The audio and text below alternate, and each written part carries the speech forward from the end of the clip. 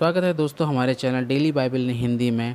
आप लोग सभी स्वस्थ होंगे। आज हम जिस विषय में चर्चा करेंगे वो विषय है और हमारे जीवन में बहुत सबसे महत्वपूर्ण है। क्या मोक्ष प्राप्त करने के लिए पहले हमें अपने पापों को जानना चाहिए। मार्क 7वां अध्याय 8 और 9 आयत। ईश्वर के आदेशों को एक तरफ रखकर तुम मनुष्य की परंपरा का पालन करते हो, जैसे विभिन्न प्रकार के घर के काम और बहुत सारी चीज़ें जो आप समाज में रहते हुए करते हो, और ऐसी ही दूसरी चीज़ें तुम करते हो। और उसने उनसे कहा, ये ठीक है कि तुम ईश्वर के आदेशों की अवहेलना करते हो, तुम्हें अपनी परंपरा मुबारक। साथ में मार्क्स 7:20 और 23 में वो कहता है, और उसने कहा, आदमी के अंदर से जो आता है वह उसे भ्रष्ट करता है, क्योंकि आदमी के अंदर से जो आता है वह बुरे विचार, व्यभिचार, विकृतियाँ, हत्या, चोरी, दुराचरण, बदमाशी, धोखेबाजी, बुरी नज़र, धर्म निंदा, घमंड, मूर्खता, ये सब चीज़ें आदमी के अंदर से ही आती हैं और उसे सबसे ज़्यादा भ्रष्ट करती हैं। मैं ये बताना चाहूँगा कि पाप क्या है। ऐसे पाप हैं जो ईश्वर ने बताए हैं और ऐसे भी पाप हैं जो मनुष्य ने बताए हैं। ग्रीक में पाप शब्द का अर्थ है लक्ष्य से चूकना। इसका अर्थ है ठीक से नहीं करना। अगर हम ईश्वर के आदेश का ठीक से पालन नहीं करते हैं तो ये पाप है। अब पहले हम उन पापों को देखें जो मनुष्य ने बताए हैं। हम पापों को अपनी चेतना के अनुसार मापते हैं, या दूसरे शब्दों में कहा जाए, यह ईश्वर के आदेश के विरुद्ध नहीं है, बल्कि स्वयं की पृष्ठभूमि, दिल और चेतना के अनुसार मापा जाता है। इसका निर्णय हर व्यक्ति करता है। इसीलिए कोई कार्य किसी व्यक्ति के हिसाब से पाप हो सकता है तो दूसरे के हिसाब से नहीं। इसीलिए ईश्वर ने हमें विधान की 613 धाराएं दी हैं, जिससे कि हम पाप का निर्णय कर सकें। इसलिए हमें अपनी चेतना द्वारा मानदंड तय नहीं करना चाहिए।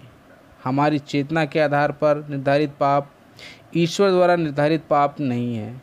इसलिए हमें अपनी चेतना की बात ना सुनकर अपने कार्यों को ईश्वर के आदेश पर आधारित करना चाहिए। हम में से हर एक के पास पाप का अपना अपना विचार है। कुछ लोग इसे अपनी कमजोरी कहेंगे और कुछ विकृत दृष्टिकोण। उदाहरण के लिए कोरिया में लोग अपने माता पिता की कब्रों पर घास लगाते हैं और इसे अपना कर्तव्य मानते हैं कि मृत्यु पर्यंत उसे काटते रहें। लेकिन पापुआ न्यू गिनी की एक आदिम जनजाति में लोग अपने माता पिता के लिए इसे सम्मान की बात मानते हैं कि परिवार के सदस्यों में उसके शरीर को बांटकर खाया जाए। मुझे ठीक से नहीं मालूम कि खाने से पहले वे इसे पकाते हैं या नहीं पकाते हैं। वे शायद शरीर को कीड़े मकोड़े द्वारा खाने से बचाते हैं।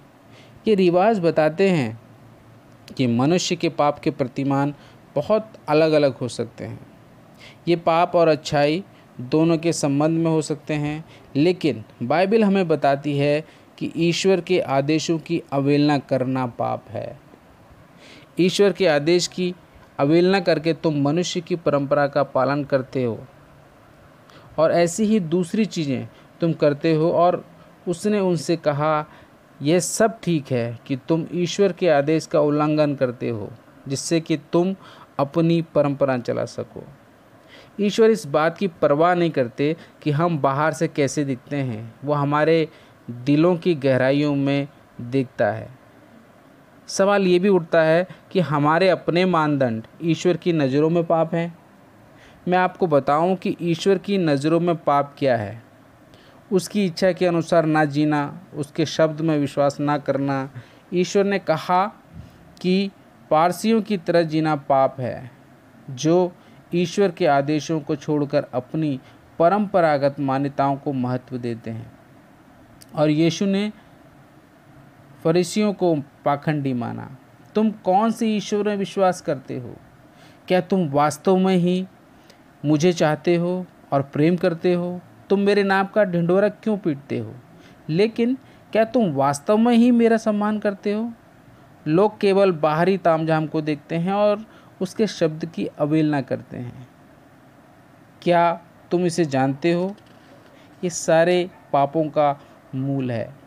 हमारी कमजोरियां केवल गलतियां और अनियमितताएं हैं। अपनी अपूर्णता के कारण जो गलत काम हम करते हैं वे मूल पाप नहीं, केवल गलतियां हैं।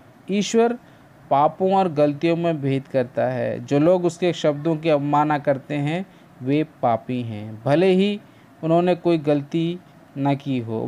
वे ईश्वर की नज़रों में बड़े पापी हैं। इसलिए यीशु ने फरीसियों की निंदा की।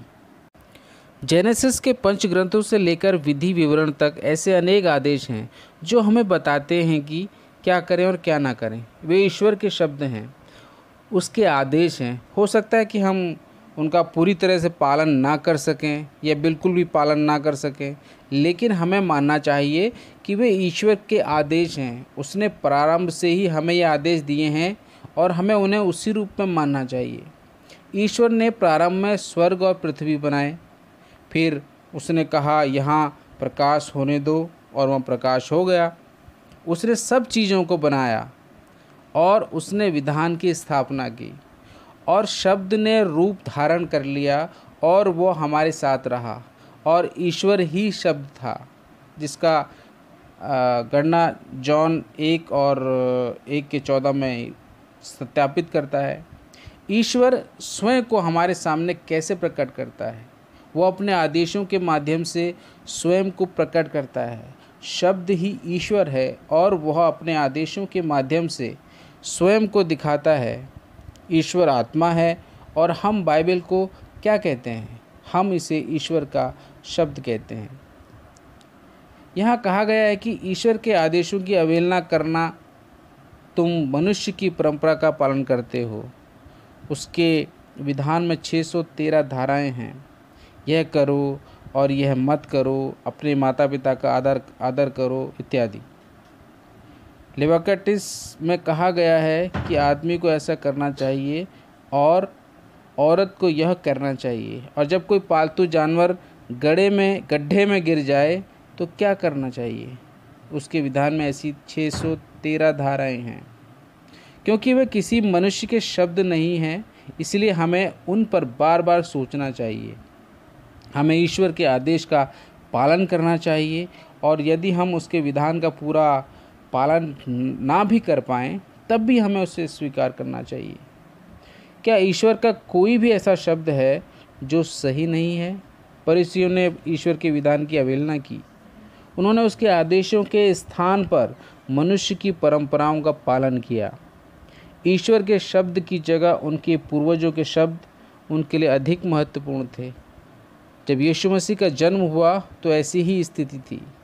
यीशु को यह बात बिल्कुल पसंद नहीं थी कि लोग ईश्वर के शब्दों की अवहेलना करें। ईश्वर हमें विधान की 613 धाराएं दी थी, यह बताने के लिए कि ईश्वर के सामने हमारे पाप क्या हैं और उसकी पवित्रता हम पर प्रकट हो। क्योंकि हम सब उसके सामने पापी हैं, इसलिए हमें यीशु में विश्वास करना चाहिए, जिसे ईश्वर ने हमारे पास हमसे प्रेम के कारण भेजा। इसलिए हमें उसी की आस्था से जीना चाहिए। जो उसके शब्द की अवहेलना करते हैं, जो उसमें विश्वास नहीं करते हैं, वे सब पापी हैं। जो उसके शब्द का पालन नहीं करते वे भी पापी हैं, लेकिन सबसे बड़ा पाप है उसके शब्द की अवहेलना करना।